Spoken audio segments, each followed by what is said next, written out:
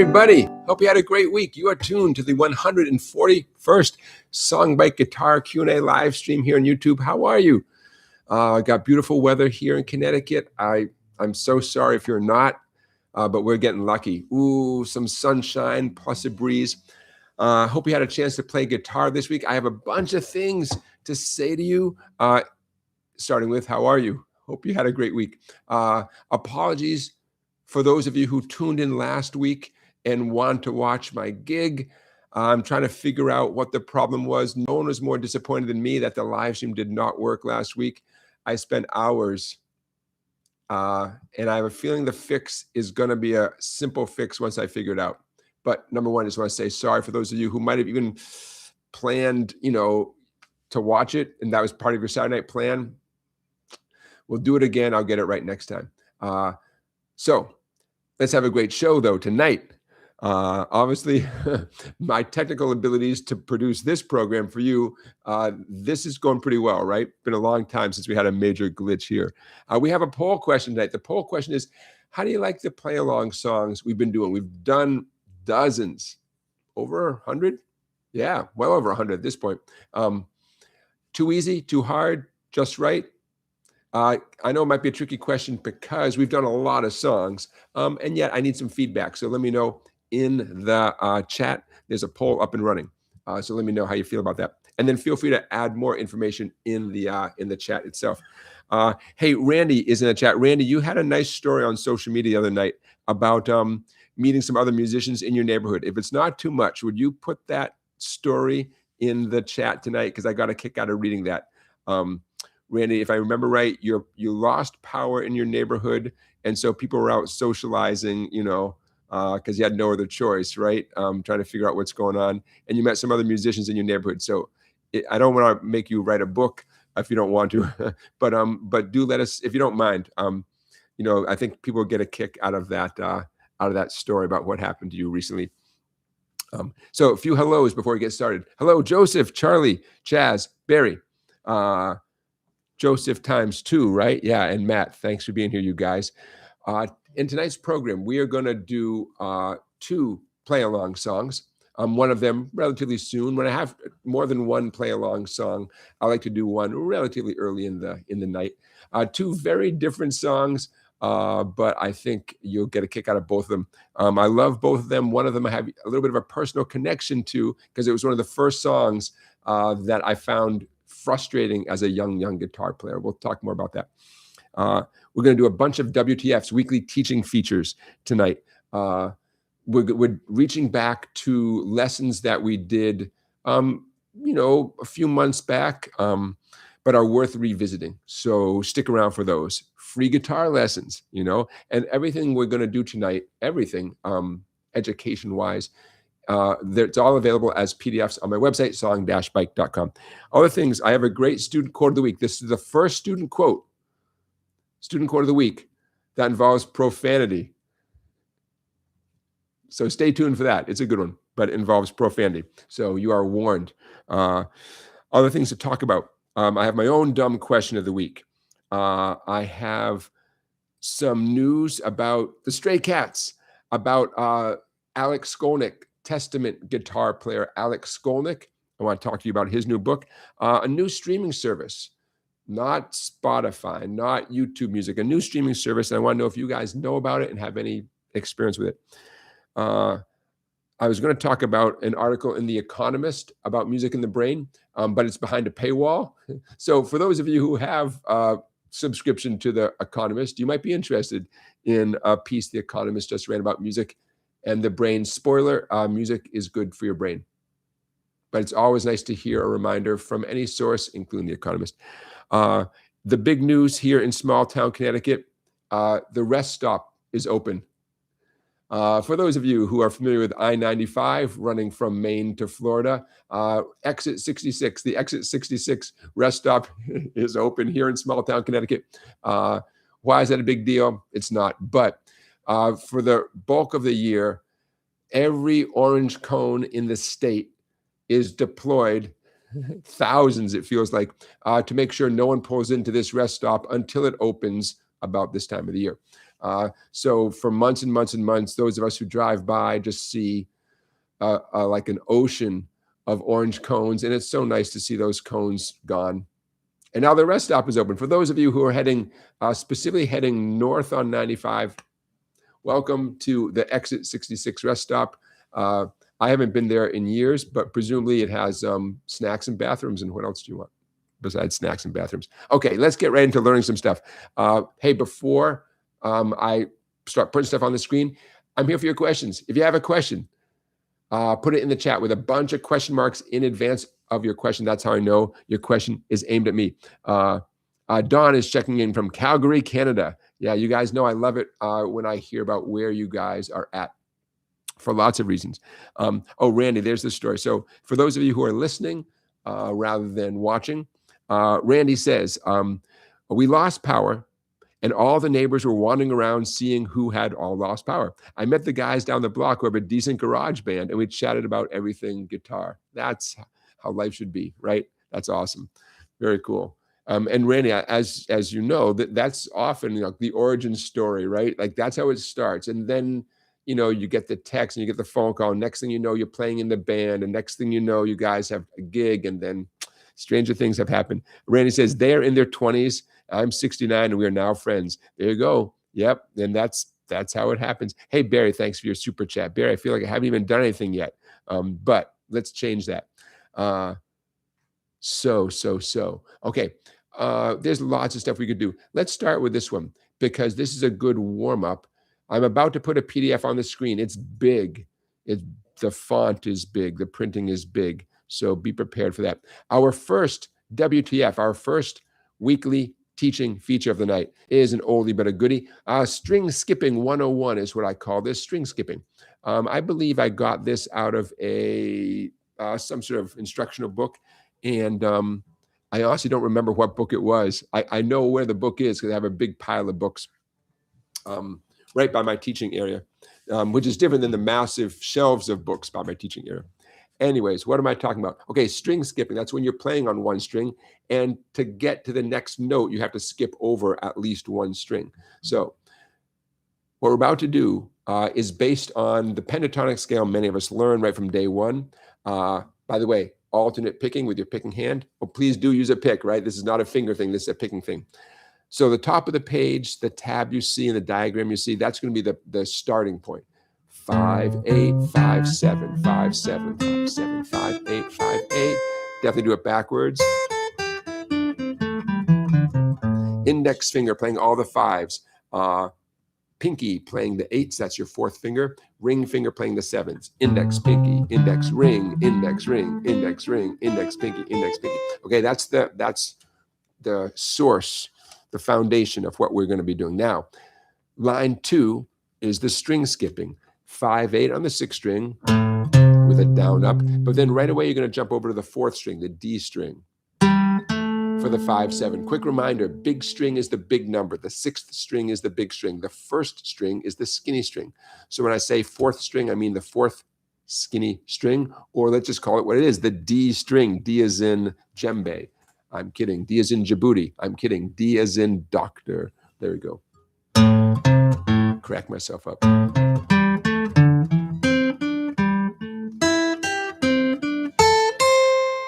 That's what line 2 is all about.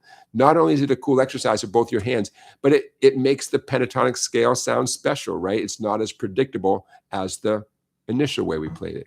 So slow motion, line 2. Want to do it with me? I sure hope you do. Line 2, 5, 8, slow motion. Here we go. 5, 8, 5, 7, 5, 7, 5, 7, 5, 7, 5, 8, 5, 7, 5, 8. Your success on that line 100% relies on how comfortable you were with the top line, right? The initial pentatonic scale.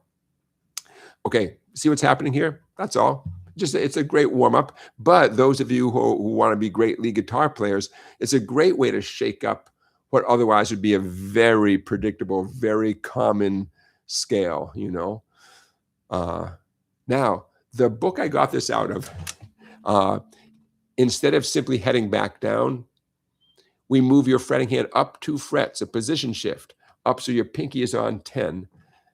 Then we go backwards. We're still using what I call the headquarters pattern of the pentatonic scale, but we're doing it with 7s, 9s, and 10s.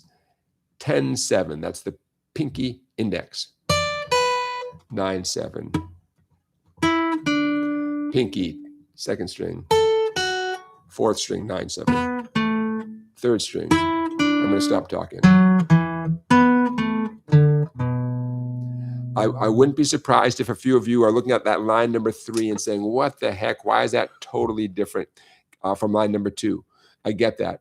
But as a teacher, I like that challenge. Instead of simply reversing all the numbers you just played, the author of this particular lesson had you move your fretting hand up 2 frets and then reverse it. If that's freaky and that's a showstopper right there, that's, you know, a deal breaker, then just take line number 2 and do line number 2 backwards. That's all, you know. But you know, with a deep breath, you'll be able to handle line number 3 just fine. Okay, so string skipping 101. Let's do line 3 one more time, slow and easy. Again, alternate picking, so important. Now, in this case, alternate picking should be easy for you guys, and here's why. Every string is simply a down up. That's it. There's nothing to overthink, just down up, and then you go on to the next string. Does that make sense? So there's no, you know, down up down on one string, but up down up on a different thing. Nope. Okay, so line 3, pinky on 10, index finger. It doesn't have to be pressing on 7, but you certainly want it ready to play the 7, right? If you can stretch, though, that's great. But this is not about how far you can stretch your fingers. That is not the point of this particular exercise. So don't feel obligated to keep that 7 pressed down. Okay, line 3, slow and easy. Ready, go.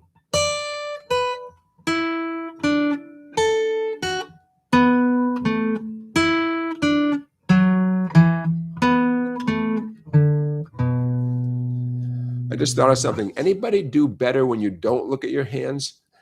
Just then, I had a feeling if I looked at my left hand fretting I thought I'd probably mess up. Just easier to let go. You know, just let go and just trust the force. Trust the force, Luke. Or don't.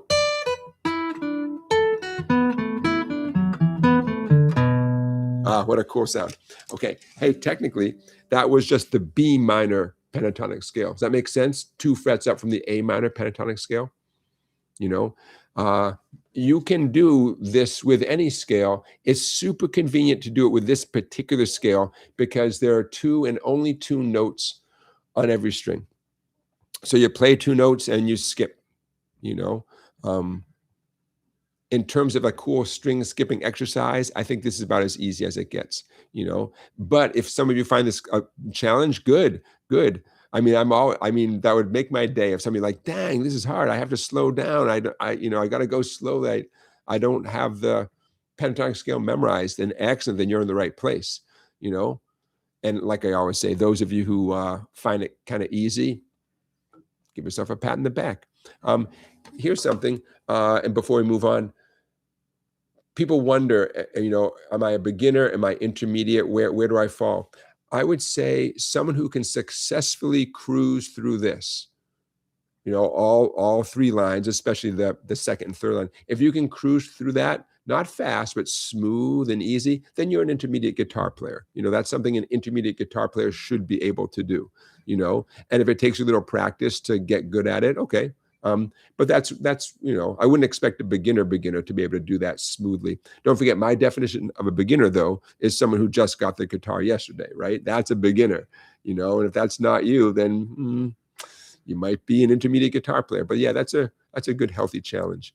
And remember, the fun never stops. You can practice it with a metronome. You can push yourself to go faster and faster. You can move the whole pattern to new places on the neck, still doing that headquarters pattern, blah, blah, blah. You know, you get it, right? But new starting points. Take the whole page, move everything backwards 4 frets, right? The fun never stops. Okay, that document you're looking at, of course, that's available on my website, song-bike.com. Those of you who are members of my website, first of all, thank you. that helps. And you have access to dozens and dozens and dozens of those PDFs.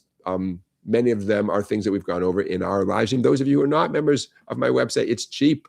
$9.95 a month, $100 a year, and it gets you access to lots of good stuff. Okay, you guys good with that?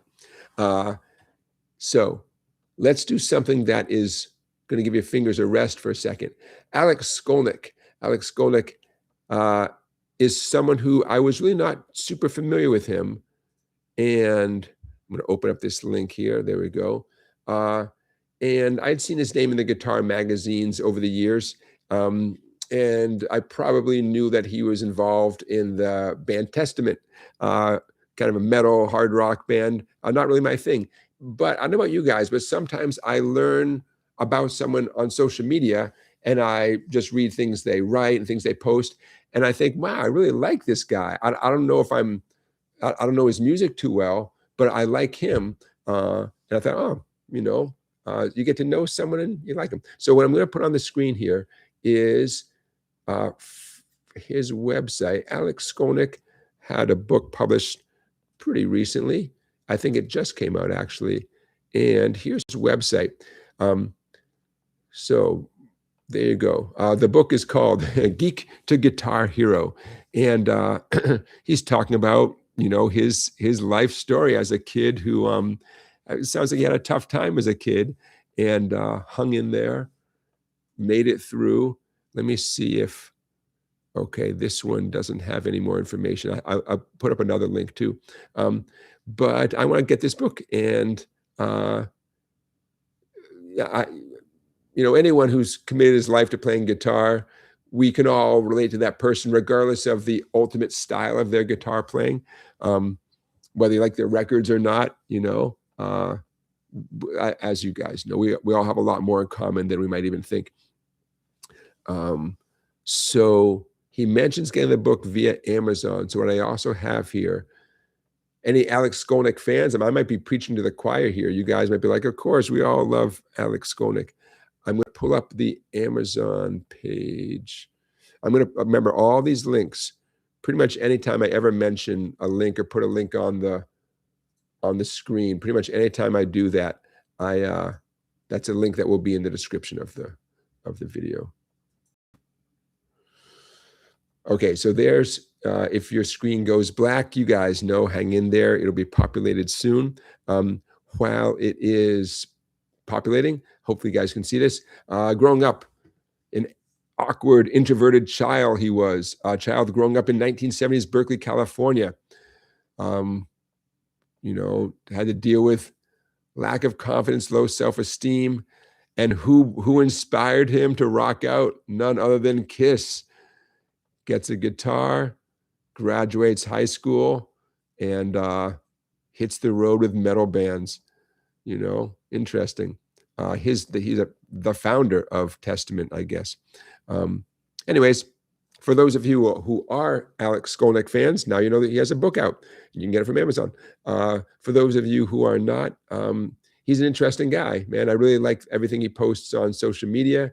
And hey, you got an open mind. You never know who you might kind of bond with, so to speak.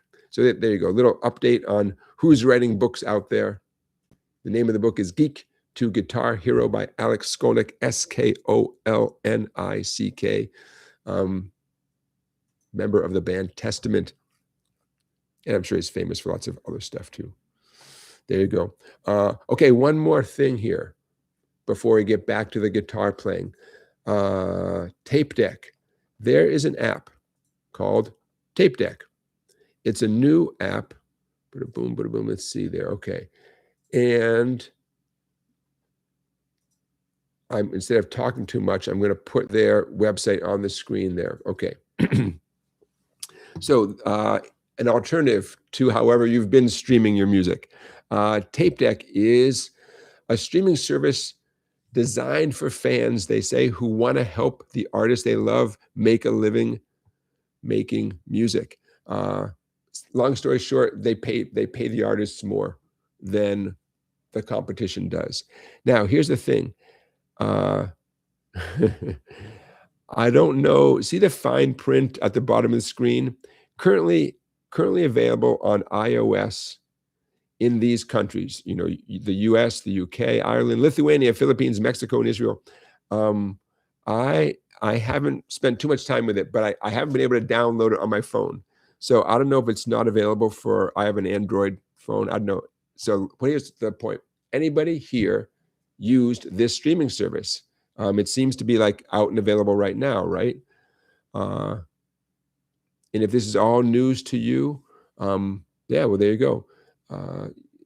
Most of us have heard stories about streaming services where, you know, an artist gets thousands and thousands or millions of streams. People are certainly listening to the music, and the artist is ending up with just pennies, which is unfortunate. I mean, my understanding is it's the record label that makes the deal with the streaming service. It's not the artist who makes the deal. The artist just gets paid whatever they get paid. And if it's just, you know, pennies, that's pretty rough. So anybody out there have any experience with Tapedeck? Have you heard of this before? I'm curious. They claim, they say, our goal, see this in the middle of the page, our goal is to make a penny per play the floor rather than the ceiling for streaming royalties. And a penny per play, they say, is over 3 times what Spotify pays. Oh, ouch. Talking about pennies, man, there's something sad about that. I don't know. Okay, so I want to bring that to your attention just as an interesting thing to talk about. So I'm curious if any of you know about it, have tried it. Yeah, you get the idea. Tapedeck is what it's called. All one word. I'm going to try again to see if I can get it on my phone. I don't know. There you go. All right. Chaz says, after 141 live streams here, are we intermediate players? I sure hope so. I sure hope so. I mean, obviously practicing helps, but just by sitting and doing the stuff we do in the live streams, I sure hope so. Ricardo says, corporate greed kills artists. I know what you're saying, but the flip side of that is people keep making music no matter what, despite the fact that it seems more and more difficult to make money, certainly with recordings. I don't know. See, like bands, you know, then they tour, but then they, you know, there's all sorts of fingers in the till when they tour. I don't know. But what you can support live music, right? Number 1, go to the shows. Number 2, buy the t-shirt. Do it. Buy the t-shirt. I mean, especially for the you know, less famous bands. Those t-shirts, the bumper stickers, whatever you can buy, that my understanding is that stuff really adds up. The biggest names, Bruce Springsteen doesn't quite need you to buy the t-shirt maybe as much as someone else does, but if you've made the effort, you're at the show, you enjoy the show, you're there anyways, that's my suggestion. See if you can get one little extra thing. And I've heard about venues where they take a cut of the merchandise sales, you know? So yeah, the band sells 100 t-shirts and they have to give X% back to the venue. I don't know about that, man. I don't know. Okay, moving on. Don't forget, we have a student quote of the week this week. The first student quote to ever use profanity. So if that gets your attention, stick around. How about we do one more weekly teaching feature, WTF, weekly teaching feature, and then we'll get to the student quote of the week. Okay, here's our next lesson plan. This is a fun one. Playing chords with harmonics. We did this one a few months ago at this point. I know the printing is pretty small there. For the moment, I'm going to expand this nice and big. Okay, playing chords with harmonics. Many of you know how harmonics work. Those of you who don't know, is that doorbell sound. Such a beautiful sound. Sounds great in acoustic, sounds great in electric. Couple things. And I'll tell you how to do harmonics. I'll give you a quick primer there. But first, I want to say that harmonics, how do you know you're going to play a harmonic? In the tab, it's those little greater than, less than signs. Is there a name for those? on either side of the numbers. And also, if you look up above at the quote, real music up above, see how the notes have that diamond kind of shape? Yeah, that's another common way to indicate that harmonics are being played, not just regular notes. Okay, so what is a harmonic? Harmonic involves touching any one string extremely lightly with the skin of your fretting hand at a very precise point, and then plucking it good and hard. Doesn't have to be with a pick, but I recommend doing it with a pick. If you do a harmonic correctly, you can take your fretting hand away and the sound keeps going. So I'm going to use that first example there, that 12, 12, 12, as a quick sort of primer on how to play harmonics, and then we'll talk about the, what's going on here. Okay, so take your pointer finger on your fretting hand, touch your second skinny string, the B string. Touch it so lightly, do not press it the way you normally would, so lightly, right above the 12th fret, not behind the 12th fret like you would typically fret a guitar, right above, directly above the 12th fret. Pluck it hard with a pick. I'm going to do an up pick towards my chin. You do not have to take your finger away. Sometimes I don't make that clear enough. Your finger can remain touching the string. Doesn't change the harmonic. It's just that you are allowed to take your finger away. There's no benefit from taking your finger away directly, so don't feel something you have to do. When I do this with students, it takes them a minute to find the sweet spot. If you're a little bit on either side of the 12th fret, it's not going to be quite as successful a sound. You develop a touch for it. Okay, so that's how you play harmonics in general. Now, what's on this page are 2- and 3-note groups of harmonics that literally sound like chords. You can pluck them at the same time with a brush, but you know what? It's not a crazy idea to do them one at a time, just to make sure you're getting all 3 sounds. So that first harmonic, that first group of harmonics, those are the 3 notes of a G chord. Let's say you write a song in the key of G, and the first chord is going to be a G chord, right? You could use that way of playing a G chord as a cool intro. That could be the signature riff. I'm going to make up a little riff based on those 12, 12, 12s right there. Like I might go,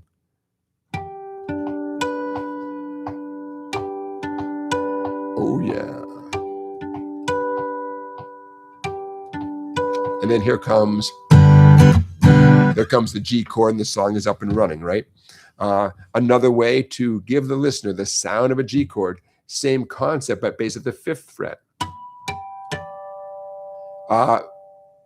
For reasons I'm not 100% clear on, harmonics on the 5th fret take a little more practice than on the 12th fret. You really, really, really have to be right above the 5th fret. The 12th fret is a little bit forgiving. You could be a tiny bit on either side of the 12th fret, not at 5. You got to be right there. But again, those sounds are the 3 notes of a G chord. Okay, get the idea? I realize I'm looking at the tab, and I changed away from my screen where I can see the chat. Ricardo was pointing out that, yeah, Harvest Moon by Neil Young, right? In that case, Neil Young, as you know, worked harmonics into how the song goes. It's not like a little thing that he did as part of a solo in one little part. I mean, that's to play Harvest Moon by Neil Young, you need to be good at harmonics. Yeah, such a pretty sound. Those of you who are electric guitar players, harmonics have a way of popping out even better with some gain cranked up, some distortion cranked up. And I don't have a great guess as to why that is. Something about how the frequencies are being amplified. I don't know, but I know gain helps. Okay, 12, 12, 12 on the 3 treble strings. That's an E minor chord right there. 5, 5, 5 on the 3 treble strings, another E minor. So I think you guys get the idea. I'm going to scroll a little bit like this. Okay. You can do this with 2 strings and essentially get a power chord.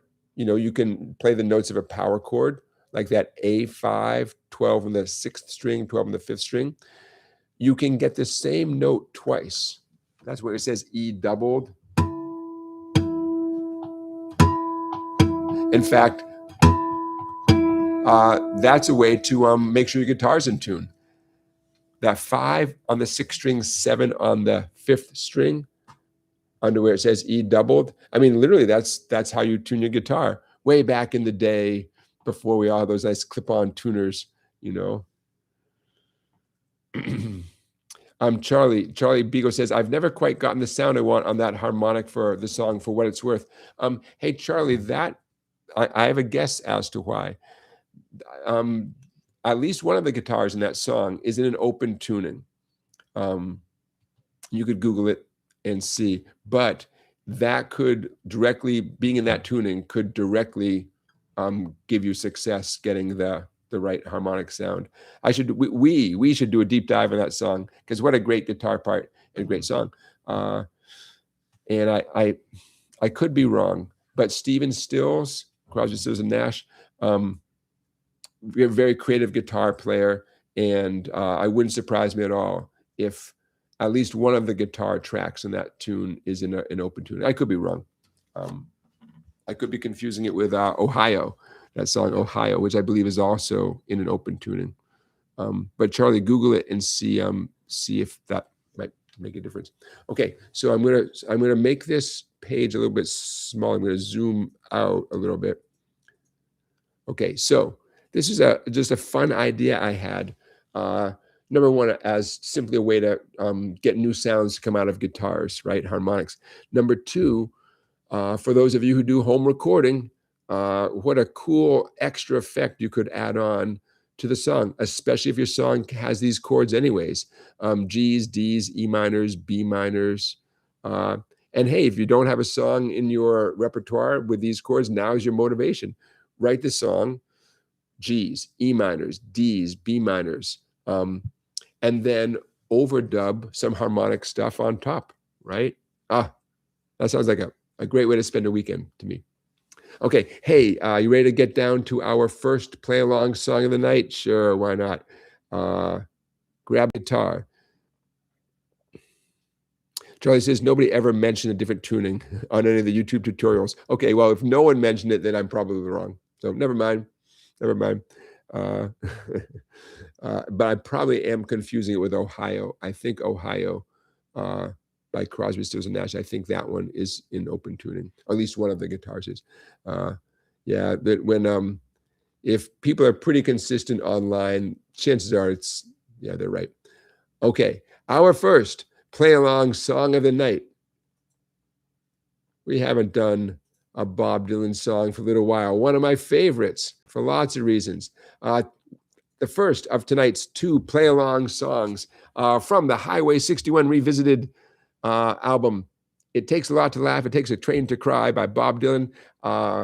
We are not going to put a capo on the first fret.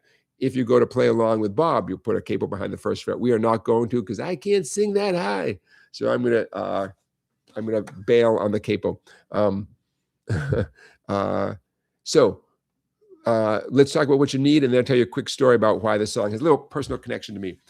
For once, I'm going to say you absolutely have to play G with your middle ring and pinky, G major, and there's a specific reason. Mr. Dylan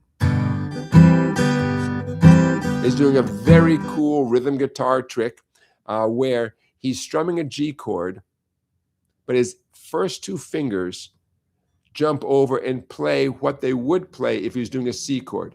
Meanwhile, his ring and pinky stay stable on the 1st and 6th strings.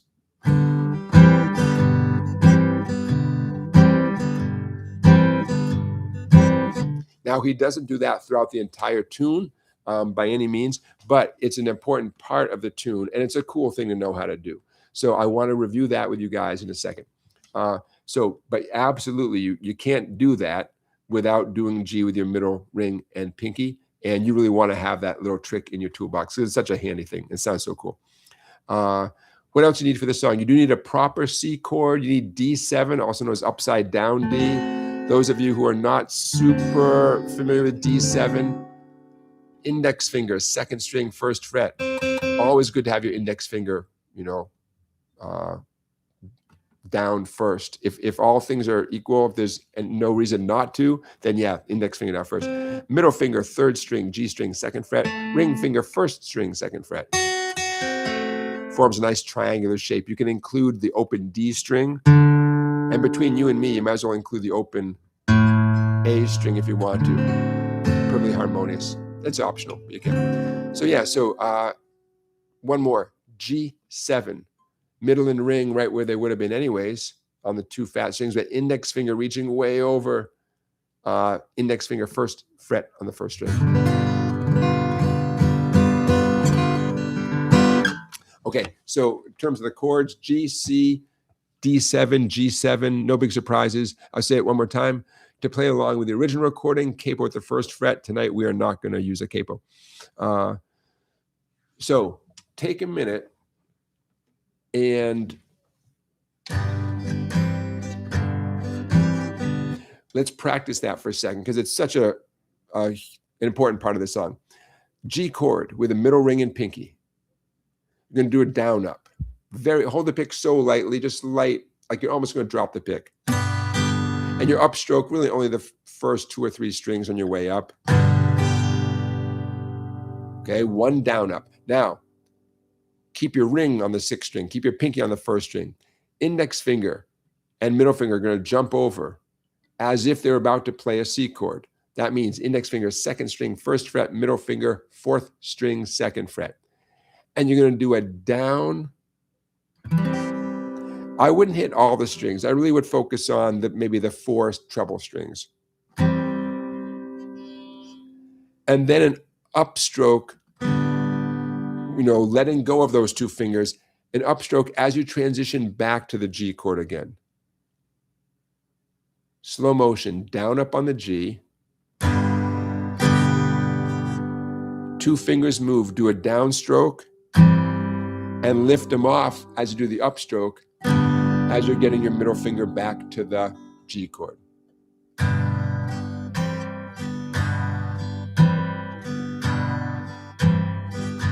Well, I ride a mail train, can't buy a thrill. I'm not saying he does this every single time he's on a G chord, but he does it often enough, and you want to be really good at it. So what I'm going to do is, in general, I'm going to throw that in, especially when there's no singing. So imagine line 1 of the verse. I'm not going to do it yet. Ride a mail train, babe, can't buy a thrill. Well, I've been up. See, I saved it, right, to fill in that space. Don't want to waste it. I want to save it to fill in the space. Because think about it. If you're a solo performer, he's got a whole band. He's got some nice piano in there, drums, bass, probably 2 guitars, a lot going on. If you're a solo performer, that's an awkward moment, right? When you're just strumming the chord and there's nothing to do until the next lyric comes in. Ooh, you got to put something in there. So, yeah.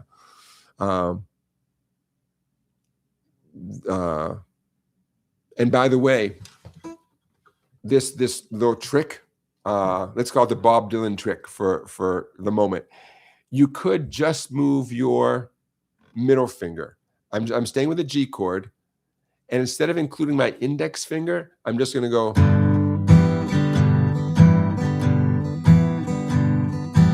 Can you see how it's just my middle finger moving from the 5th string, 2nd fret to the 4th string, 2nd fret. Down, up, down, up. I can't emphasize enough how important it is to keep your picking focused on what you want the listener to hear. We really want them to hear that movement, right?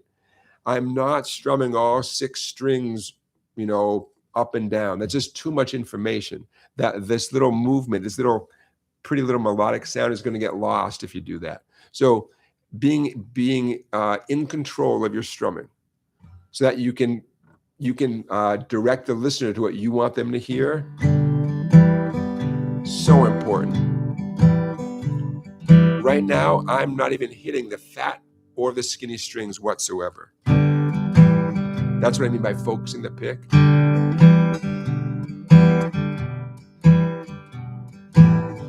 Now, I'm not saying you're not allowed to hit any other strings or hit those strings. I'm just saying do whatever it takes so that your right hand really brings out what your left hand is doing.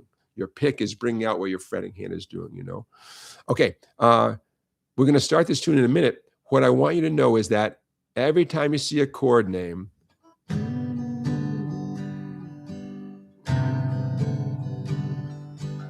going to be a certain, let me think, 1, 2, 3. It's going to be 4 down ups. Okay, right, 2, 3, 4. Can't buy a thrill, 2, 3, 4. Yeah, every chord name reflects 4 down ups. Okay, except there's always the fine print. Those 3 moments where the C chord has a circle around it, 2 down ups. Okay, 2 down ups, and that'll be more obvious as we hear it. But if I were to start the G7 line where it says, if I die on top of the hill, here, I'm going to start in the G7. This is for illustrative purposes. 2, 3, G7 line. If I die on top of the hill. No big deal. So those 3 C's, that's the only exception. By the way, this song, you could say, has no chorus. It's just 3 verses. That's it.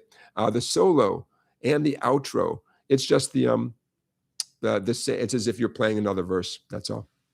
And we're going to do that. Maybe the outro, maybe we won't do the outro. We'll just wrap up on the G chord at the end of verse 3. Ooh, last thing, especially for those of you who want to play a solo in the middle of the tune, the G major pentatonic scale, it's going to sound great. G major pentatonic. I'll do it from the skinny first string down to the 6th fat string. Skinny first string, 3-0. Second string, 3-0. Third string, 2-0. Fourth string, 2-0. Fifth string, 2-0. Sixth string, 3-0.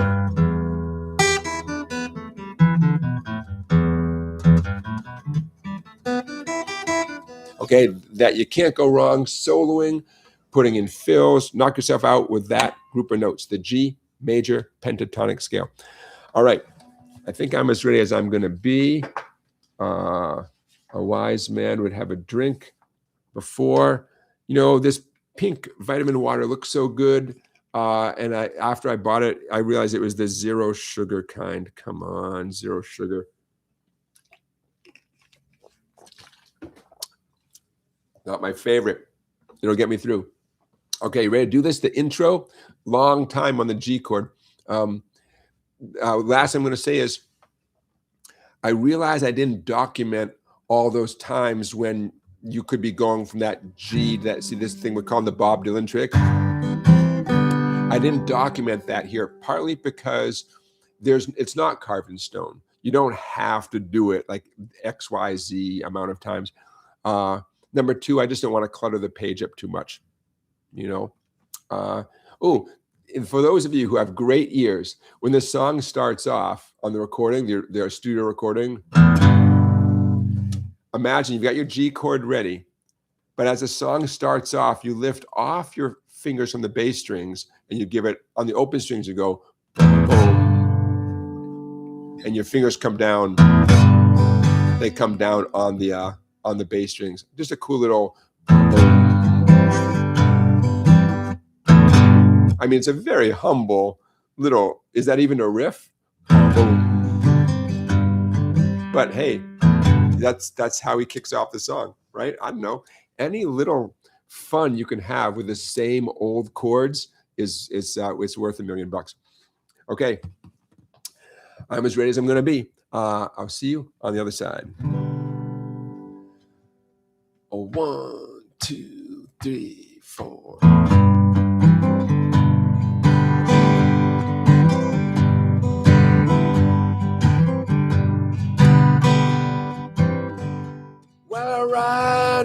mail train, babe, can't buy a thrill. Well, I've been up all night, leaning on the windowsill. Well, if I die on top of the hill, and if I don't make it, you know my baby will.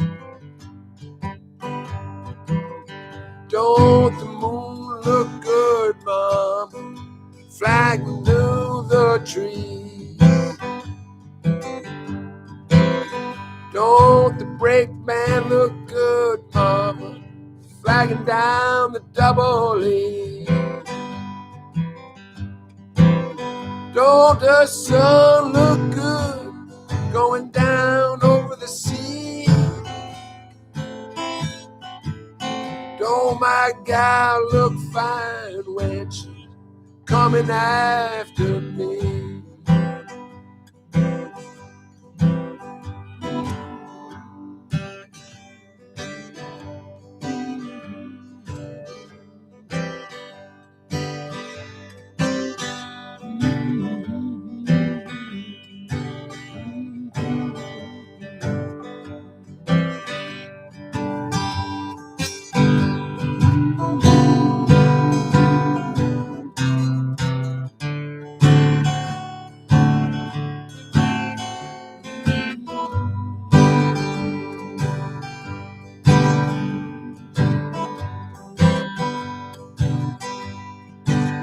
Well, winter time is coming, windows filled with frost. I tried to tell everybody, but I could not get across. Well, I wanna be a lover, babe, I don't wanna be a boss. Don't say I never warned you when your train gets lost.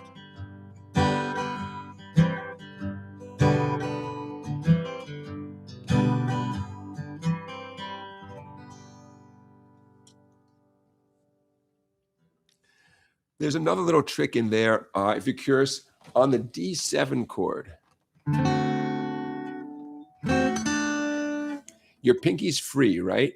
And I swear there's a little melodic thing where somebody is strumming a D7 chord. Let's assume it's Bob. A downstroke, and then watch this. Pinky comes down on the second string, third fret, and a little upstroke.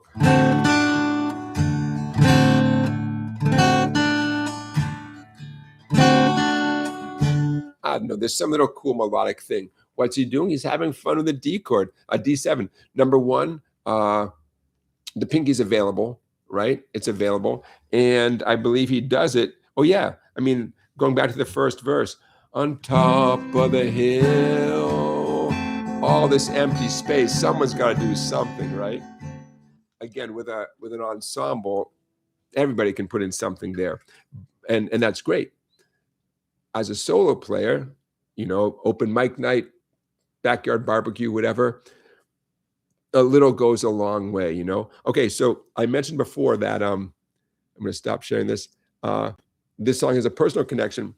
I was getting into Bob Dylan at about the same time that I was learning how to play the guitar, teaching myself how to play the guitar. And I thought this was a great song. You know, it is a great song. But I think I could even figure out, you know, the chords and stuff. But man, I just didn't know how to strum it, like, for the life of me. And I was super frustrated. Oh, I was so frustrated because, I mean, whatever I was doing was it just didn't fit the song at all. I think this was a one of many examples where really I wanted to do that classic folk strum, the down, down, up, up, down, up, down, down, up. Well, I ride a mail train, can't buy a I mean, technically it could work, but I knew, like, there was something cooler to do, you know. So little did I know, it was waiting for me right there. Now, I'm not making a big deal about the strumming. Having a light touch, that's the kind of thing that it's hard to, you can't make someone have a light touch. Just over time, you realize that holding the pick very loosely, keeping your arm and wrist very relaxed, you can achieve some very cool sounds, especially strumming an acoustic guitar. You know, that's, I can talk about that with a student and illustrate it, but it's tricky to let go of the muscles that are trying to contribute, the muscles that are unnecessary. It's hard to let go of that. I get it. Another thing that you might have noticed me doing is many times, instead of just brushing, I was playing specifically the sixth string, like on the first down. So like,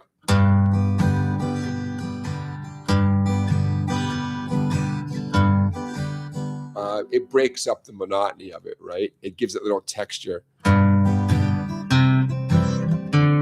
You can do the same thing on that brief moment on the C chord and on the D7, the open D string, right? Not mandatory, but you want to be able to do it, and you can choose to put it in or not.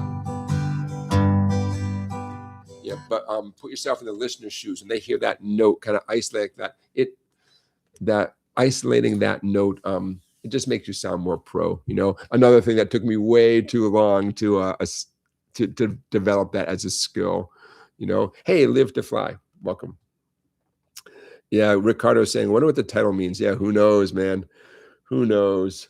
I believe this qualifies as the longest title of any play-along song that we've done. Hey, speaking about play-along songs, we have a poll, and the poll question is, I'm laughing at the results at the moment. The poll question was, how do you feel about our play-along songs?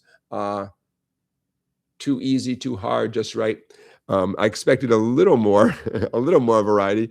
And don't be shy if you don't agree with the majority, but 95% of you are saying our play-along songs are just right. I wouldn't take it personally if you thought whatever.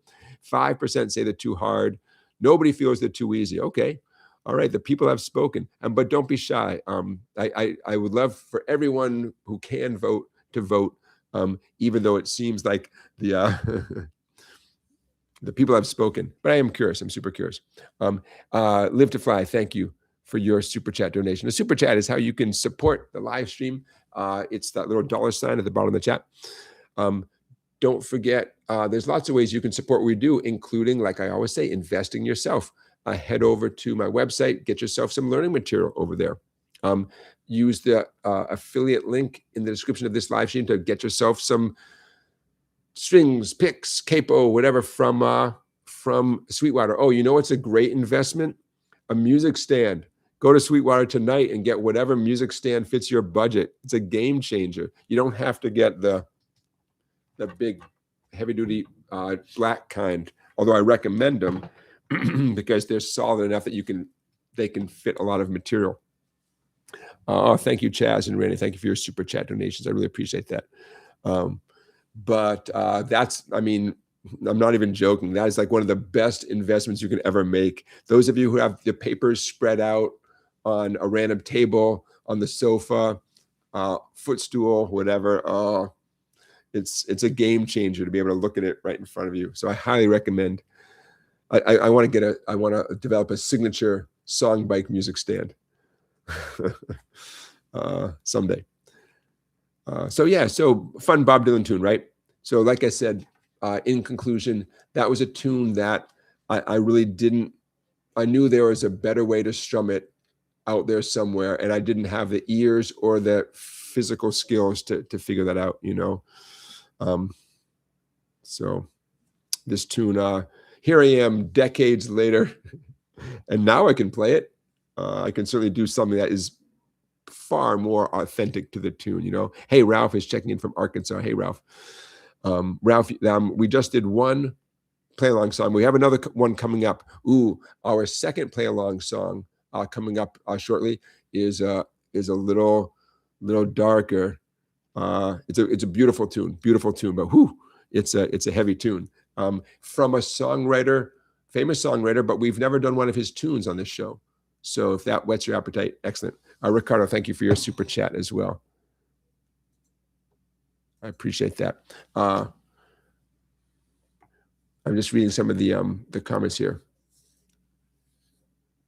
Yeah. Oh, good. So the Mala Man says, Jonathan, I think you give enough interesting bits to learn each song, but you give it in a way that's interesting, feels possible. Keep making us better, man. All right. Yeah. In my mind, thank you for that, Mala Man. In my mind, the songs do the heavy lifting, right? I mean, who doesn't want to learn a good song? And what I try to do is make things clear, you know. This is what the person, hey, Ryan, thank you for your super chat as well. You guys are in a generous Saturday night mood tonight. I appreciate that. You know, to make things as clear as possible. So, which is a little bit different than saying it, making them easy, right? But making it obvious, like, okay, this is how the song goes. This is what you do. And then you can choose, especially if you love the song or love a certain technique from the song, you can choose to you know, butt in seat, put in the hours of the butt in seat, you know, time. That's BUTT-IN-SEAT. I was an EMT for a few years, emergency medical technician. And as part of getting certified and recertified, we had to take these classes and stuff, right? And this one guy, I didn't understand what he was saying. He was telling me about, you know, what I need to do to get recertified as an EMT.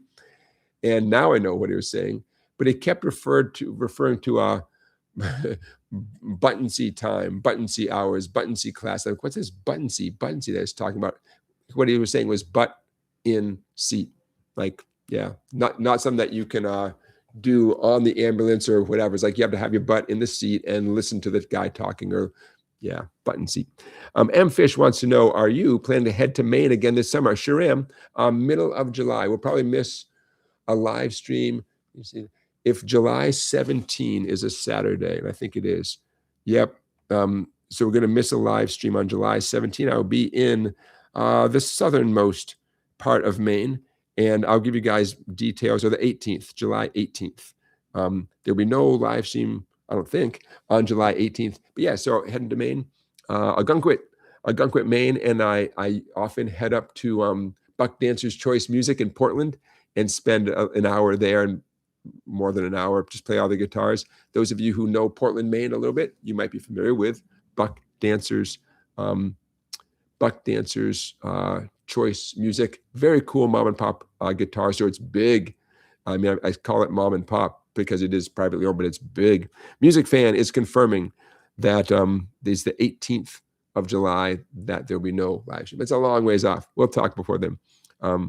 Yeah, and I would love to. I've met a few of you guys on my summer vacation in Maine. So as it gets closer, I'll give you some more details.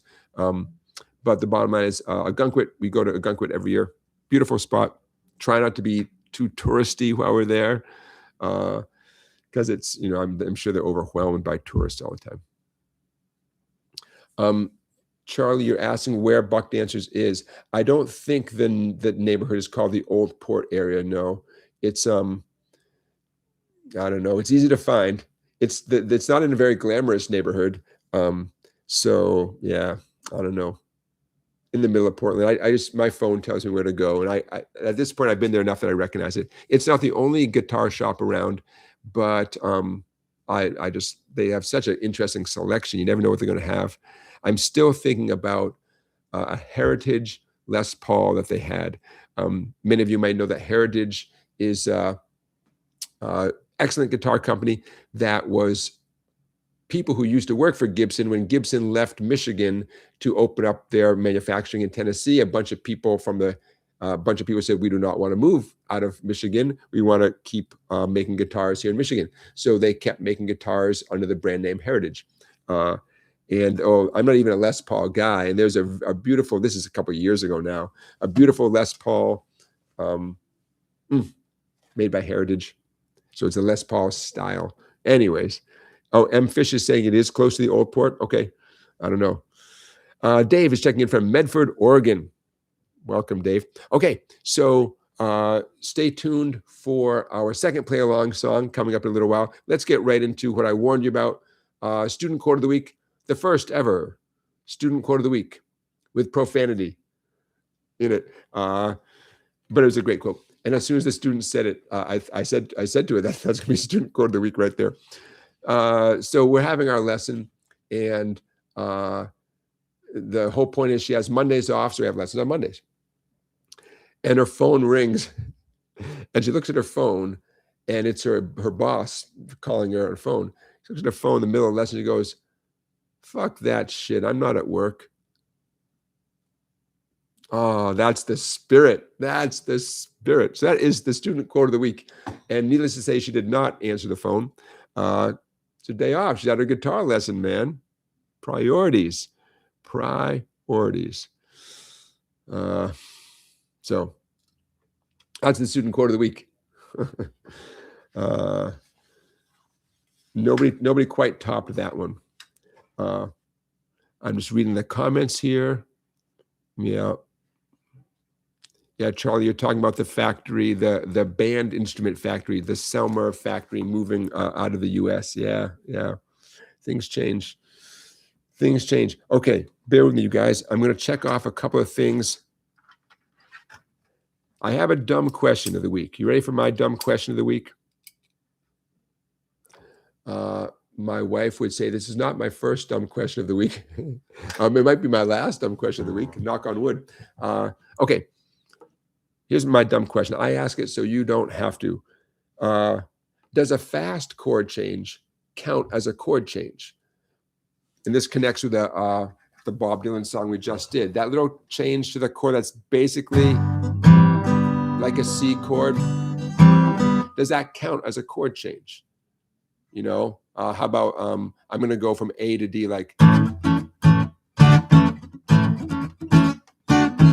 I mean, physically, my hands change. Does that count as a chord change? If you were describing, you know, what I call the bird's eye view of a song, if something changes just a little bit, what about you playing a D chord and you add on your pinky just for one little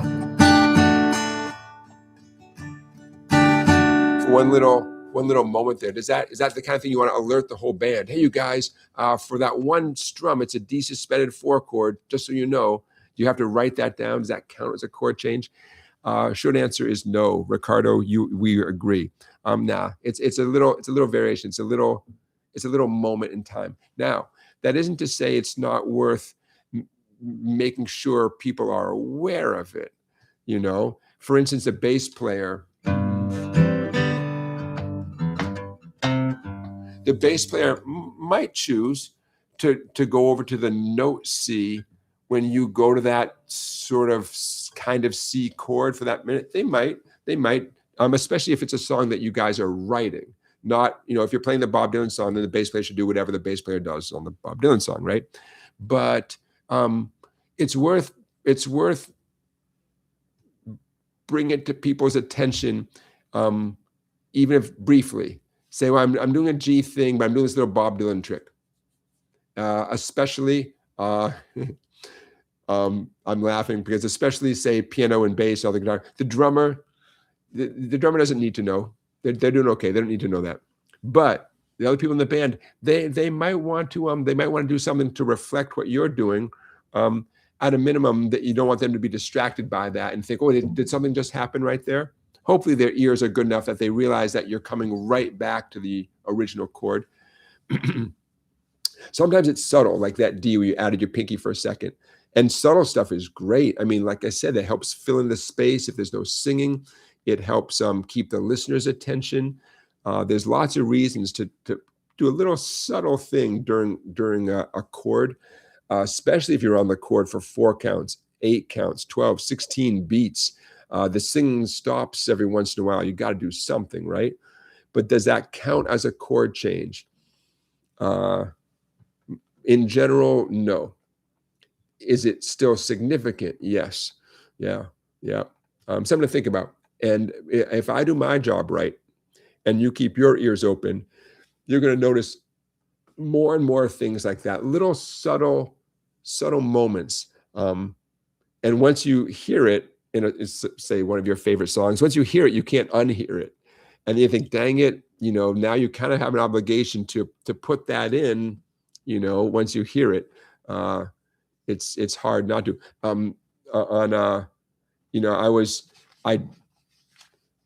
What's the phrase I'm looking for?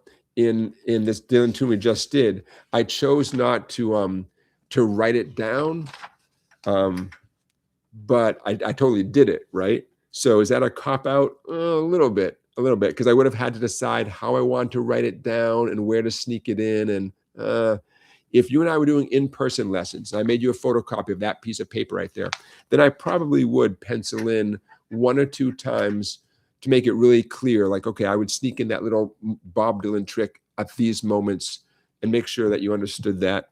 And then I would leave it up to you when and where to do it after that.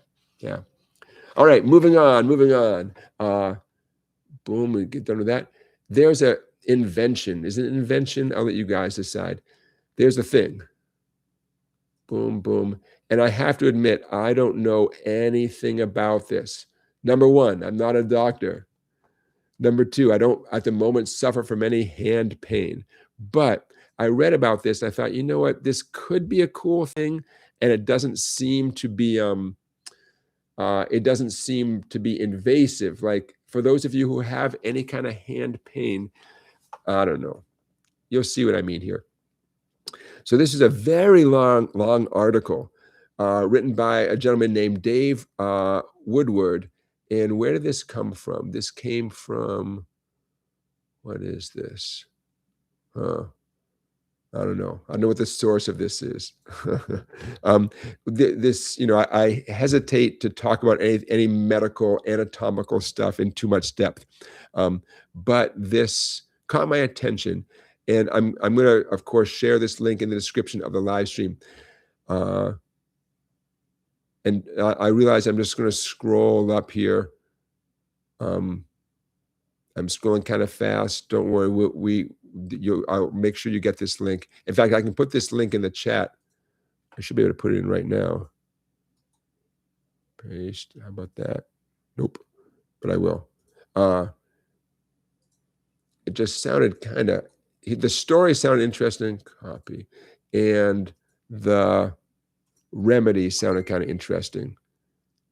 The link, of course, is too long. Can't do it. Okay. It'll be in the description of the video.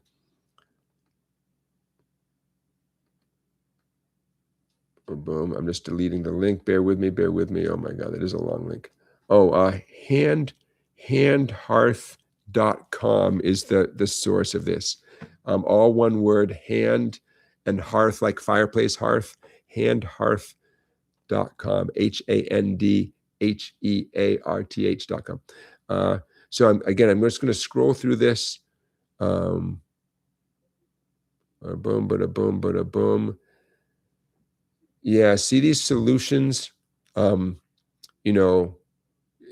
pain, and for a lot of us, it's going to be our fretting hand that feels it first. Okay, so the product, it's a brace. Believe me, you guys, I'm taking all this with a grain of salt, but I thought I'd show it to you. The first brace built for the way a player's thumb actually moves. Not a medical splint. It's a support that enables you to still play the instrument. I don't know. I have no idea how expensive it is. I have no idea if it really works, but you can see here's some comments. Yeah. Okay.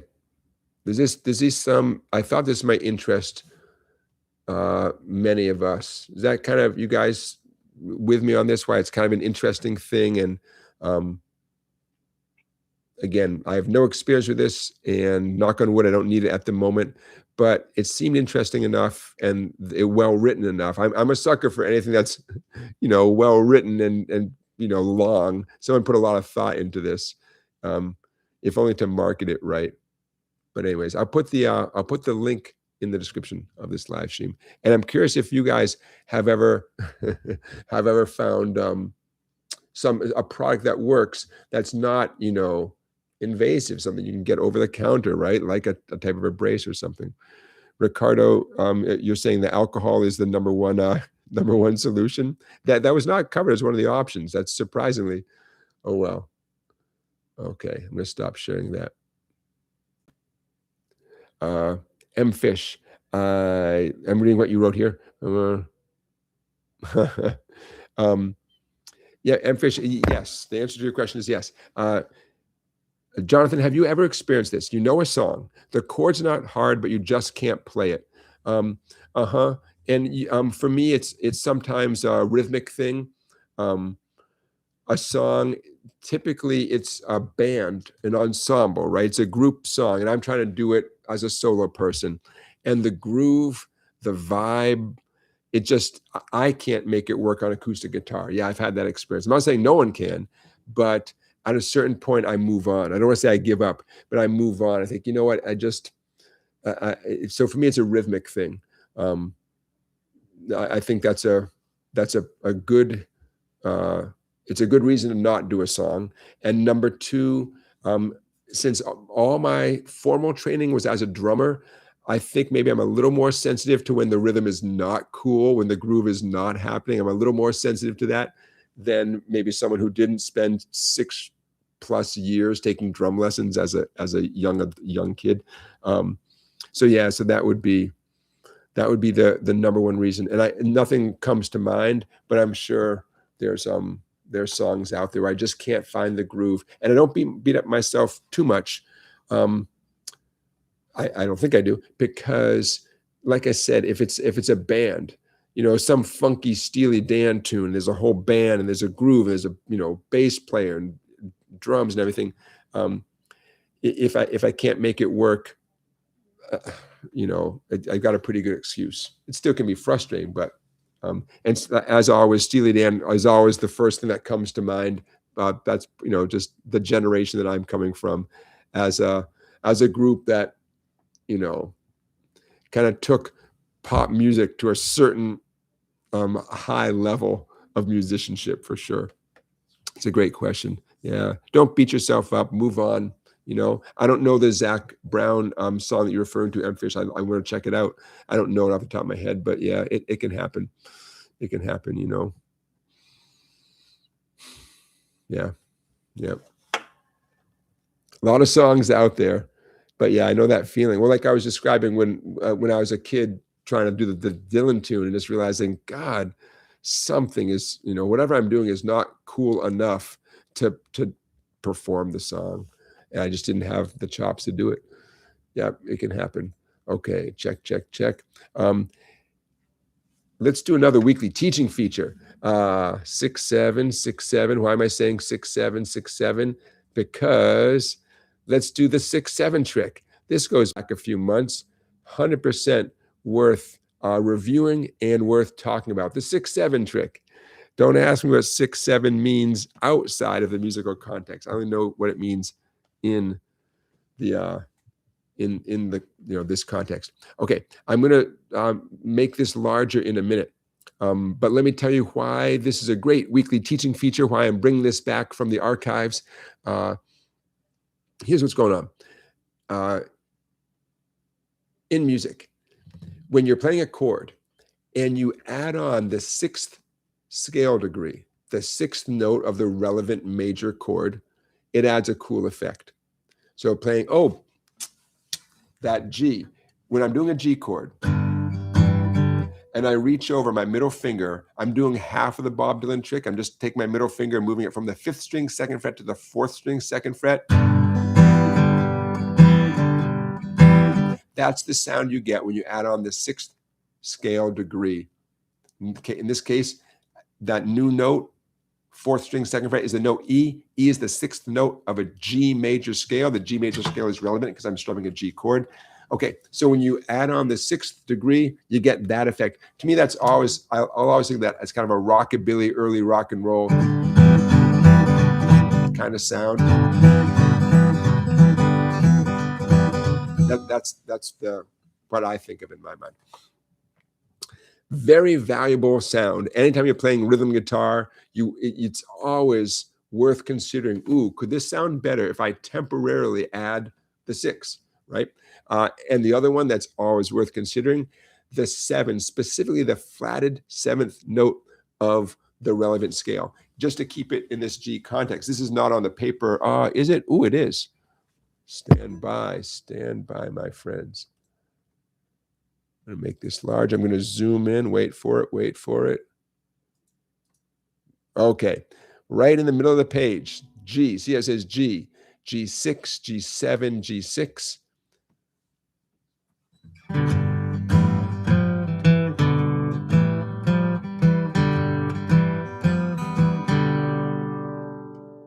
What I was doing there, amidst all that strumming, I was making sure the listener was hearing the 2nd fret on the 4th string. I did that with my middle finger. By the way, my ring finger is planted on the 6th string, 3rd fret. I moved my middle finger over to the 4th string, 2nd fret. My pinky, ooh, the bluesy sound. Pinky, 4th string, 3rd fret. And then back to the middle finger, 2nd fret on the 4th string.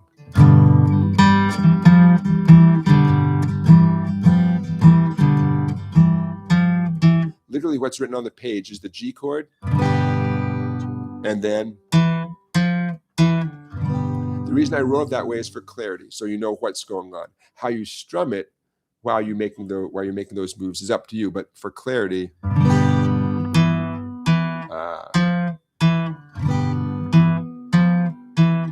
you guys know where we are, right? That G, G6, G7, G6 right there. Okay, so this whole page is all about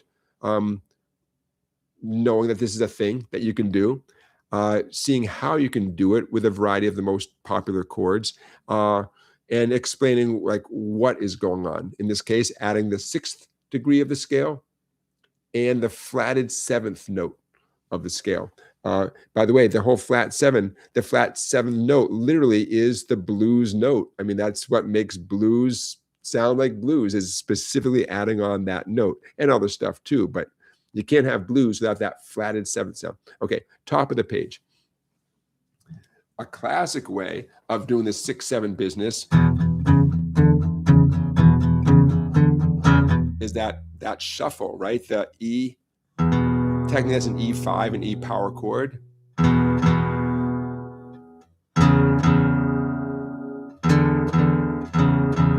All the music, so to speak, the melody is happening on the 5th string. The 6th string is remaining open. So long story short, that's a classic example of an E shuffle. It's not the only way of doing an E shuffle, but that's such a classic. You do not have to keep any one finger glued down. I know in general, I do keep my index finger glued down to the 2nd fret, 5th string, but you don't have to. Sometimes I see people getting frustrated because they don't know that they're allowed to lift off a finger. By the way, you'll be more and more successful on this E shuffle business. Here we go. If you bring your thumb along for the ride. Right now, my thumb is essentially pointing straight up towards the ceiling, basically perpendicular to the neck. You cannot, I cannot find success with my thumb reaching over, like say hanging over the top of the neck like this, or if my thumb was parallel to the neck, pointing back towards the headstock, right? I couldn't do it, and I assume you couldn't do it either. So having a thumb essentially pointing up towards the ceiling is huge. Okay, so this whole page, and again, this is another PDF that's available on my website. This whole page, I'm going to zoom out a little bit, is, there we go, different contexts where you will hear and you should be able to play this whole 6-7 business, adding the 6th note and then probably the flatted 7th note as well. It's such a classic blues, rhythm and blues, rock and roll kind of sound. So top line is that shuffle sound. Second line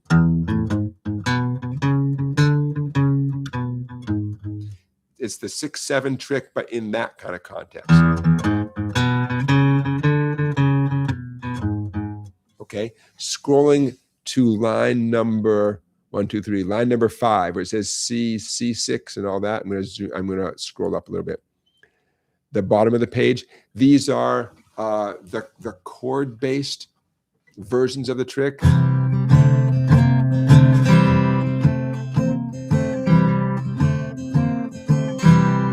Okay, I'm employing that C version. C, middle finger, 3rd string, 2nd fret. Pinky, 3rd string, 3rd fret. Back to the middle finger, 3rd string, 2nd fret. C.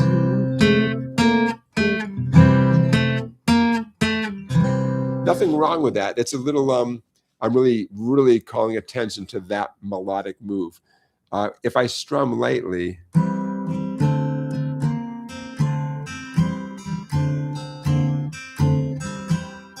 it sounds a little more integrated, right? A little smoother and more fluid.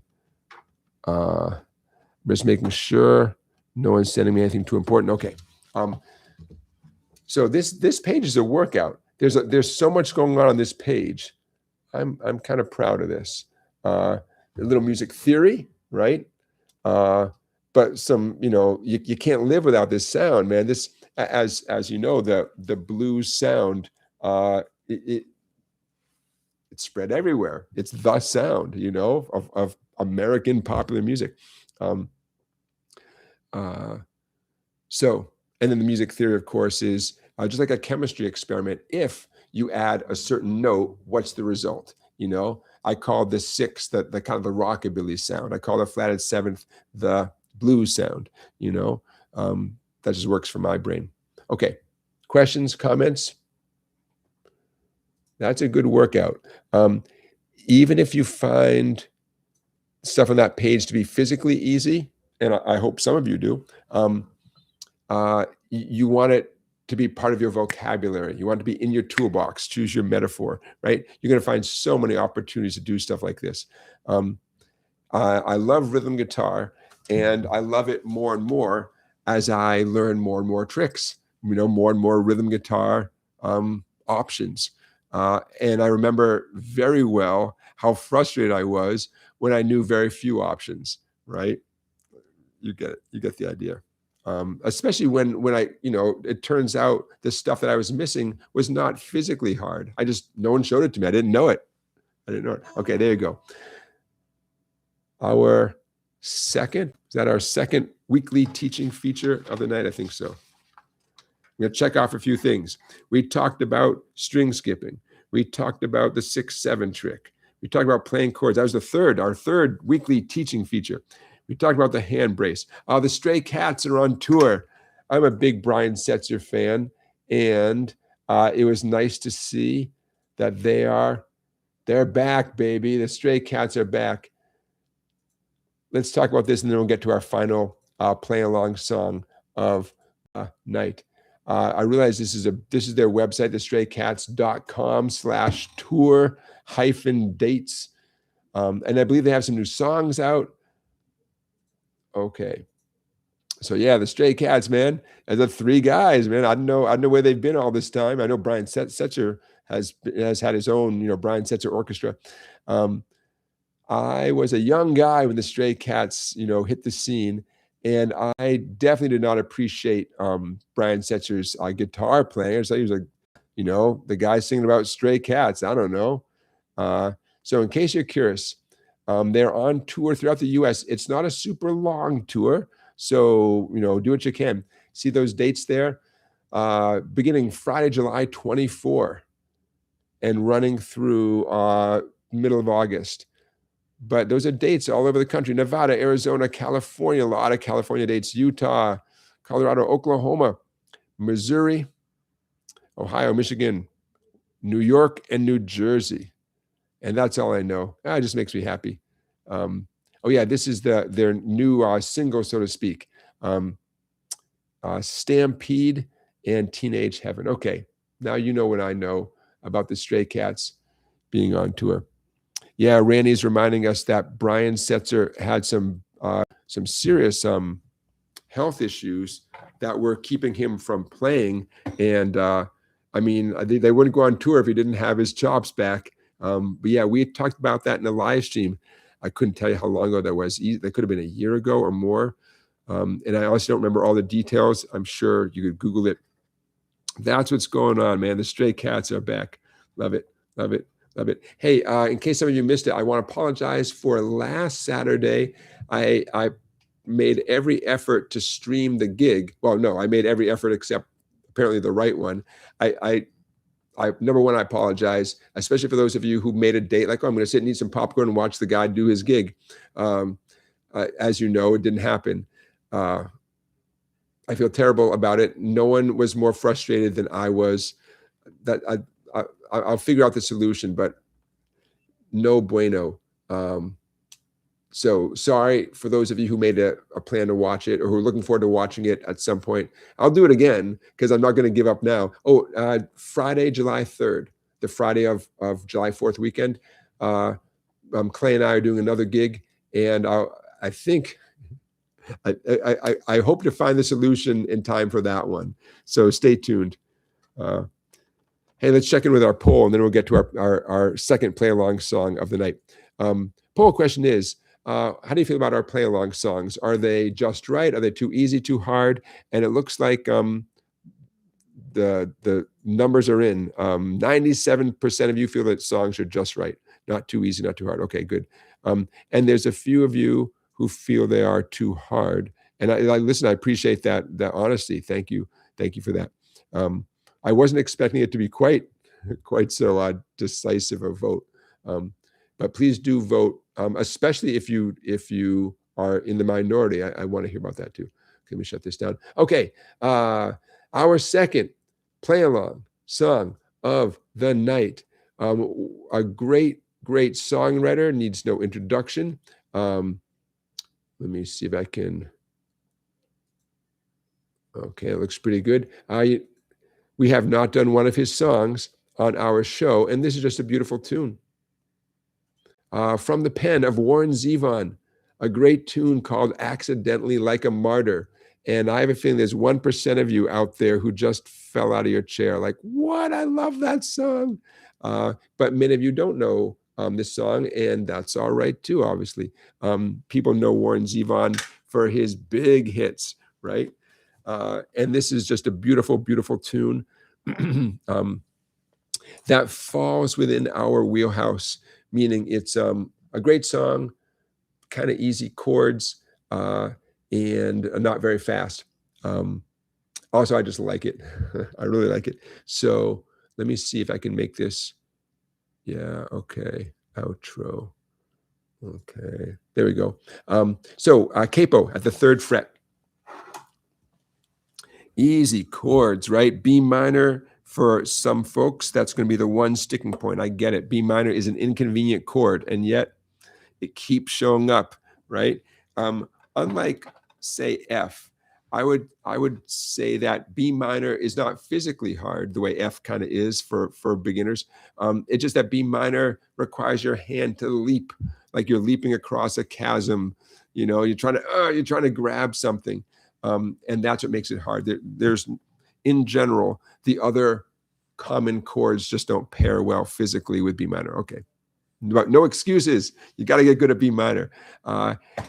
Throughout the entire song, you're going to spend 2 counts every time you see a chord name, except, there's always an except. In the chorus, the G with a circle and the A with a circle, 1 strum on G, 1 strum on A. And then back to the pattern of 2 strums every time you see a chord name. So for the left hand, there's both E minor, which we know and love, but E7, and that E7 is a very cool choice. The E7 chord is not diatonic in the key of D. It's quote a wrong chord. I'm trying to do air quotes. It's not really a wrong chord, but it's not a chord that you see in the key of D. It's being borrowed from another key. Same thing with the C chord that shows up, non-diatonic chords. In case you ever hear that phrase, diatonic chords and non-diatonic, it just means something that is within the key that we're in. The song's in the key of D. Well, ignore the fact that we have a capo on for a second.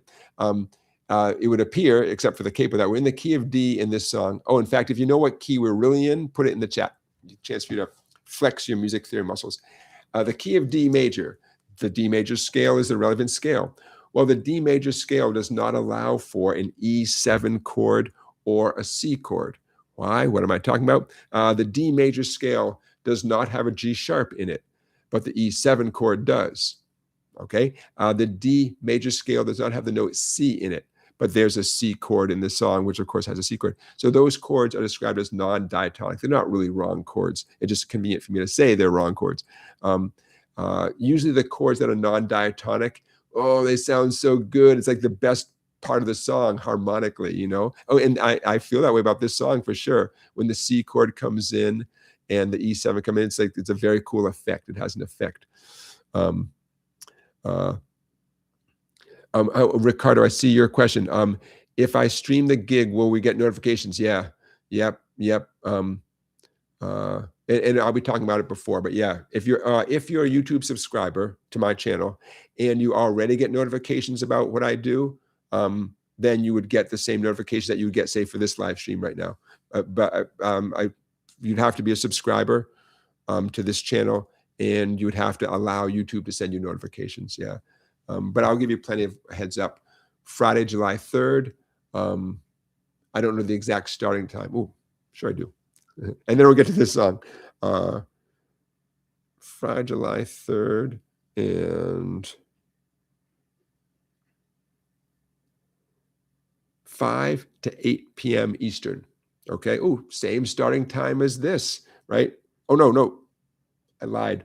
That's the next one in August. 6 to 9 on a Friday. Okay. Friday, July 3rd, 6 p.m. Eastern. So it's starting 1 hour later than this started. I'll give you plenty of heads up before that. Okay. So this tune is not going to require tons of prep. Simple.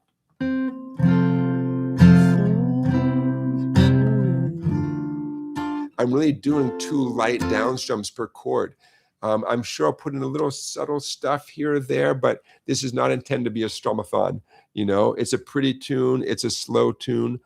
Lots of chord changes, since for the most part, every strum, every chord only lasts for 2 counts, at least for a lot of time. Ooh, I found one other exception. Oh my gosh. Okay. Whew. I'm going to tell you this verbally. You're going to have to just remember it. In both the verses, there's 2 verses. See the B minor A, G, D? Pay so dearly. Pay so dearly. Yeah, each of those, 1 strum each. I'm so sorry. Before I post this on my website, I'll put circles around the B minor A, G, D. Okay, that's the second line of verse 1 and the second line of verse 2. Thought I'd have to pay so dearly. And a line, verse 2, it's right. Be so lonely. Darn it. I will fix it for the version that gets posted on my website. Okay, enough of me chatting so much. Let's do it. You're ready. I know you're ready. Very pretty piano introduction. So on paper, the intro just looks like strumming a D chord. You got to hear the real song, right? All right, let's do it. I'll see you on the other side. Intro, 2, 3, 4.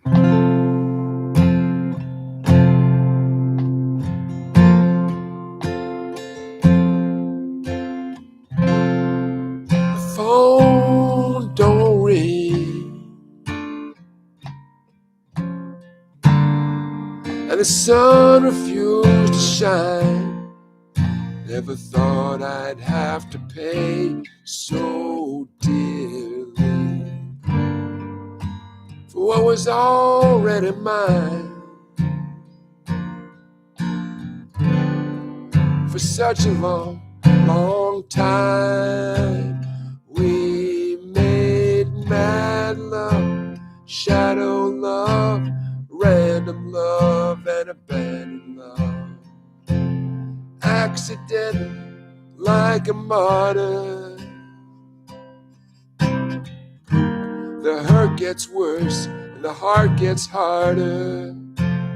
We made mad love, shadow love, random love, and abandoned love. Accidentally, like a martyr. The hurt gets worse and the heart gets harder.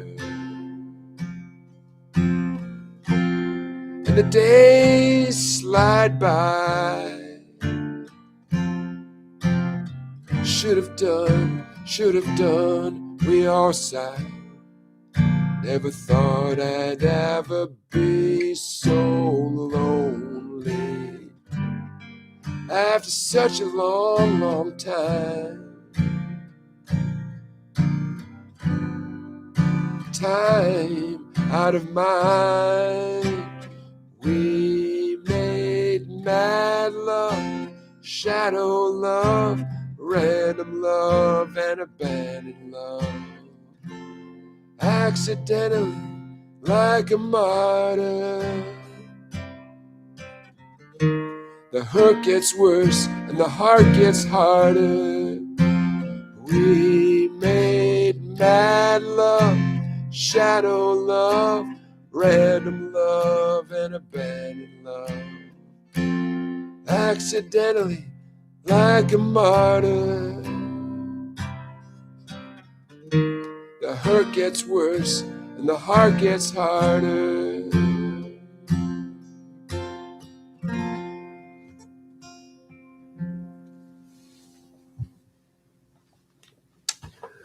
Okay, other details that might interest you. The interlude. There's a whole interlude that happens where it says it does, and I believe it actually turns up as the outro. I skimmed over that because it's a very pretty, kind of awkward strumming thing, and I just didn't have time to check to see if the chords everyone was posting for that section were the accurate chords. Different people had posted different things. None of them sounded totally accurate to my ear. It's a beautiful part of the song. It's not the most important part of the song, so I chose to skip over that. If you're curious, you can do the same research I tried to do, see if people have posted about what's going on in that interlude. Again, it's super pretty. I like it a lot, but it's not, in my mind, the heart of the song. Okay, verse 2. That is indeed an E minor chord. See where my cursor is pointing? Verse 2, the days slide by. B minor, D, that is an E minor right there. Sorry if that's not totally easy to read. What else can I tell you about this tune? Questions, comments? Hey, Scott, thanks for joining us. Oh, yeah, Scott, you know someone who played on a Warren Zevon record? You got to tell us more now. I'm curious. I don't have too much to say about the strumming, although I couldn't resist. Every time the chorus went from the A chord to the C chord, I couldn't resist doing a little run right there. That's my style. I went from the open A string to the A string 2nd fret to the A string 3rd fret with my ring finger, because that's what I'm going to need for a C chord anyways. A twice.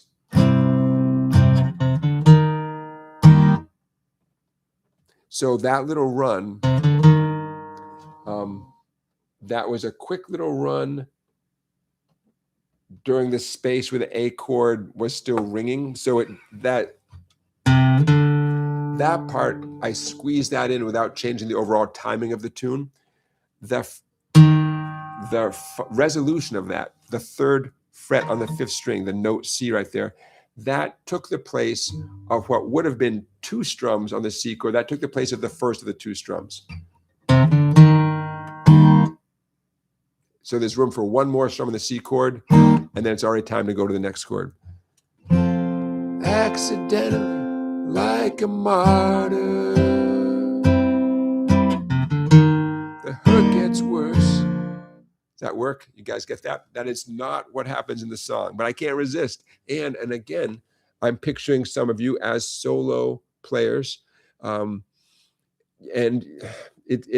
I highly encourage you to take advantage of moments where you can put in a little something, so you're not just another person strumming chords, because I've been that guy. And a little goes a long way, right? A little goes a long way. When you play something like that confidently with the right timing, it sounds so great, you know. Scott, your mentor, Billy Hinch, I'm sure I'm saying his name wrong, sings on the song called Desperados Under the Eaves. How cool is that? Wow. I wonder how that happened to be. You know, were they pals? Was he just in the right place at the right time? Ricardo saying, I saw Warren Zevon live in the 1980s. He had his harmonica soaking in a giant brandy sniffer. And right before he played, he would shake out it was water in the brandy snifter. Interesting. I have heard about people who soak harmonicas in water for an effect. Makes assuming it's a wooden bodied harmonica, it would make the wood swell, and make it, I guess, a very tight fit. Yeah, I have heard of that. Okay, so that was our second play along song of the week, and I will circle the things I said I was going to circle before I post it on the website. Okay, so my friends, we got a few minutes left here, but now is a good time to get your questions in. If you have a question for me, boom, boom, boom. Put a question in the chat with a bunch of question marks. If your question is guitar related, I'm going to do my best to answer it. Oh, and those of you who are sticking around, here's your big reward for sticking around. I can't believe I didn't mention this before. Next week, we're going to do 3 play-along songs, and I already know exactly what songs they are. I'm going to tell you so that you can, if you choose, do a little prep work, because with a little chance to prep the 3 songs, you're going to do a lot better and enjoy the experience more because you had a whole week to prepare, right? Okay, so I'll tell you more about my motivation in a second. The 3 songs that we're going to play next week for our 3 play-along songs are Helpless by Crosby, Stills, and Nash and Young, Knocking on Heaven's Door by Bob Dylan, and California Stars by Wilco, technically Wilco and Billy Bragg. Again, Helpless by Crosby, Stills, Nash and Young, Knocking on Heaven's Door by Bob Dylan, and California Stars by Wilco and Billy Bragg. Now, the reason we're doing those 3 songs are those are the first 3 that we ever did. To help you review, here's what you do. Go back to Livestream 20, Livestream 20, and I'm going to put a link to that live stream in the description, don't worry. That's where you'll find the play-along version of Helpless. Live stream number 21 is Knocking on Heaven's Door, and live stream number 22 is California Stars by Wilco. Okay, so I hope some of you take advantage of this head start, right? That means next week this time, you're going to feel, I would guess, a lot more comfortable playing those tunes, especially for those of you who, hang in there when we do the play-along songs, but maybe they don't go as smoothly as they. All right, we're back.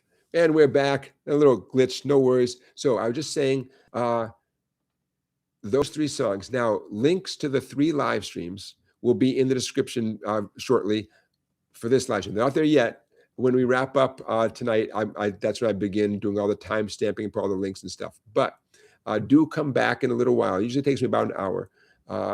Please do yourself a favor. Prep yourself so that you can totally rock out next week. So here's my motivation. I have a number of students who go to weekly song circles, and everyone picks a song, you play the song, you move on.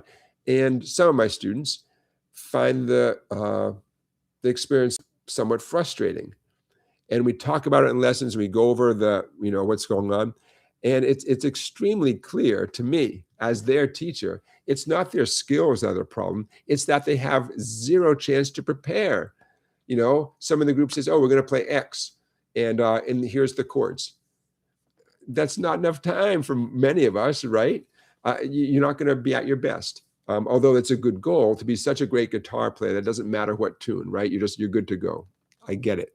In the meantime, don't beat yourself up, right? Don't beat yourself up. So, okay, you get the idea? It was breaking my heart to see students who are frustrated when that was the only issue. It wasn't their skills. That was the only issue, or at least that was by far the number one issue, but these particular song circles were just set up that way. That's how they were run. Anything goes, essentially, and you have no time to prepare. You might not even know the song, right? Which, believe me, I tip my hat to any of the leaders. Sometimes it's just a volunteer. Often it's a volunteer who's leading a thing like this. And hey, it's better to have the group experience than to not have it in general. So I think it's great. But I'm left to pick up the pieces sometimes, and that can be tricky for me as a teacher, because I don't want to see my student enter these situations, especially on a weekly basis. How'd it go this week? About the same as last week, right? Because you had just as little time to prepare. Okay, so to recap, 3 play-along songs next week. They're all songs we've done before.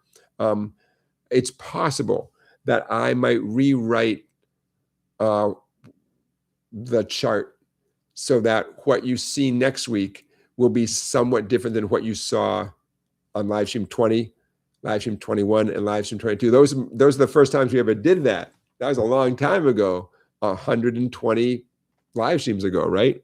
A long time ago. So, all right. Yeah, Ralph says it would be very helpful, right? Randy says, great songs. Thanks for the heads up. Yeah, M. Fish says, hard to believe those were the first ones. Yeah. So I intend to keep that going.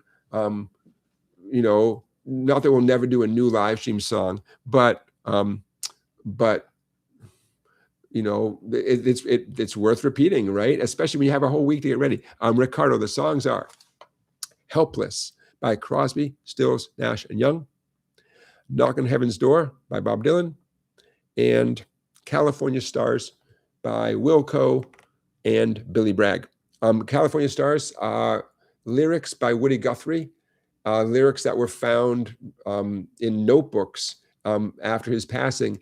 And those notebooks are passed on to Wilco and Billy Bragg. And they did 2 albums of Woody Guthrie lyrics that they put to their own music. Very cool stuff. Ralph's got to go to dinner. Hey, Ralph. I get it. Enjoy every bite. We're going to wrap up in a second anyways. Okay, so I have a feeling that you guys would have a different experience. I always want to say hi to my mom. Hi, Mom. Thanks for watching. Mrs. Songbike, you know her as Music Fan, the name in blue. Thanks for being here, sweetie. We had great pizza last night. And tonight is leftover pizza, which is 99% as good as fresh pizza, in my humble opinion, if it's good pizza to begin with. So I'm already excited about leftover pizza. What else do I want to say here? Please do tell a friend, especially about these songs, man. Invite a friend over and say, look, man, we're going to play these songs. Come on over, bring your guitar. And then it'll be like double the fun. But please do tell a friend about our live stream here, because why not, man? Our weapon of mass instruction is what it is. Da-dun, da-dun. I'm just checking off stuff. Okay. Hey, M-Fish, I see your question. And this is an interesting question to end on. I'm building a Strat, M-Fish says. Is there a reason the bolt hole pattern and the tremolo cover is not symmetrical in the string holes? I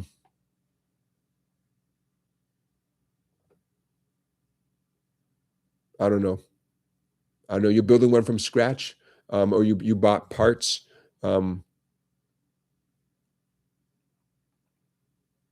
Yeah, I don't know.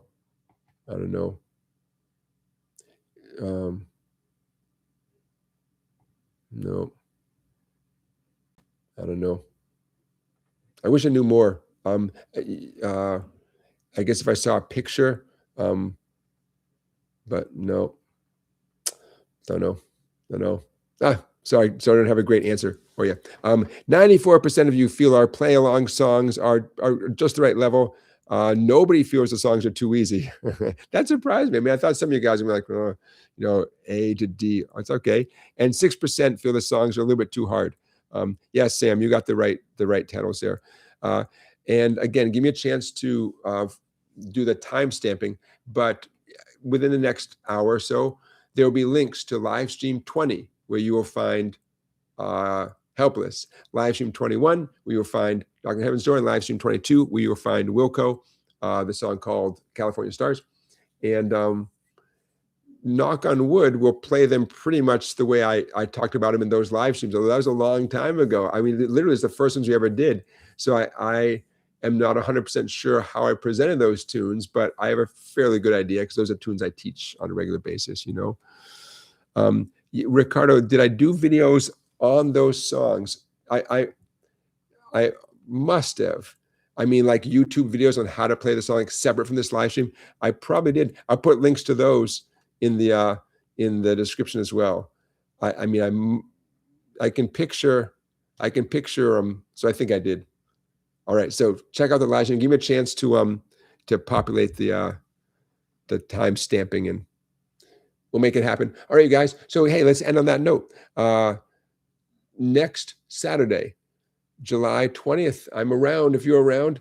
So let's do this all again next Saturday. And don't forget, invest in yourself. Use the affiliate link in the description of this video. Get yourself a music stand. Get yourself some extra picks or strings, a strap, whatever you find at Sweetwater that you need, Head over to song-bike.com. That's my website. You can become a member, get yourself some instructional material. By the way, you don't have to be a member of the website to get yourself instructional material like the ebooks and stuff like that. I'll see you next week. Hope the weather stays great where you are or becomes great. Hope you have time to practice this week. Thanks for being here, everybody. I'll see you next Saturday.